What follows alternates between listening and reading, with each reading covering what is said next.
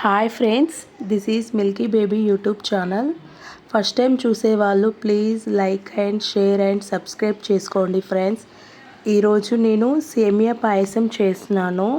Easy ప్రాసెస్లో మీకు నచ్చితే ఒకసారి ట్రై చేయండి.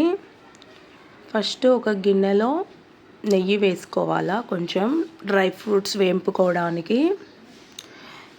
నేనైతే ఇలానే చేస్తాను, మీకు ఎవరికైనా ఈజీగా అనిపిస్తే చేసుకోండి.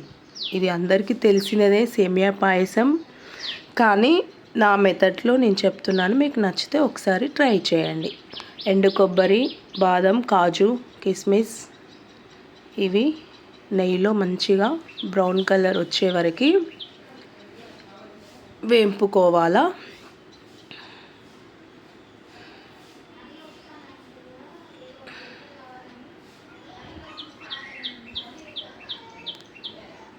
ఇలా లైట్గా బ్రౌన్ కలర్ వచ్చే వరకు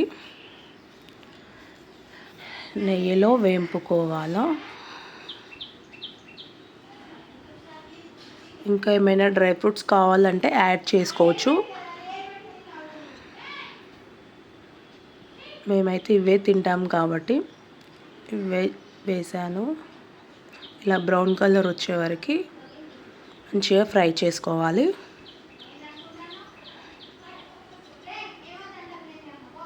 అదే గిన్నెలో సేమియా వేసుకొని వేంపుకోవాలి. ఆయిల్ వేసుకొని, లేదంటే నెయ్యి వేసుకోవచ్చు. నెయ్యి అయితే మంచిగా వస్తుంది, స్మెల్, టేస్ట్ కూడా బాగుంటుంది. సేమియా కూడా ఇట్లా బ్రౌన్ కలర్ వచ్చేంత వరకు వేంపుకోవాలి. ఇందులోనే పాలని యాడ్ చేయాలి.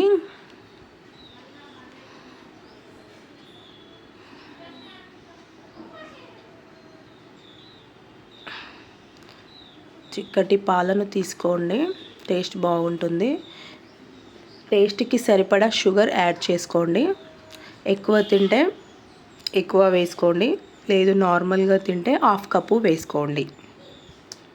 నేనైతే మీడియం వేసాను.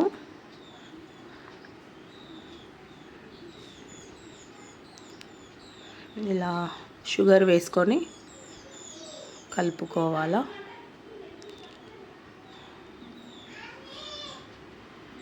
ఇందులోనే టేస్ట్కి కోసం యాలకుల పౌడర్ వేసుకోండి.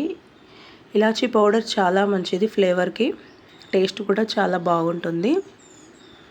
ఇందులోనే దంచి పెట్టుకున్న ఇలాచీ పౌడర్ని వేసుకోండి. పాలు మరిగినప్పుడు వేసుకోవాలా ఇలాచీ పౌడరు, బాగుంటుంది టేస్ట్. లాస్ట్కి మనం వేంపి పెట్టుకున్న డ్రై ఫ్రూట్స్ని ఆ పాయసంలో వేసుకోవాలి. అంతే, ఎంతో టేస్టీ సేమియా పాయసం రెడీ. నచ్చితే ఒకసారి లైక్ చేయండి, షేర్ అండ్ సబ్స్క్రైబ్ చేయండి ఫ్రెండ్స్. Please, thank you.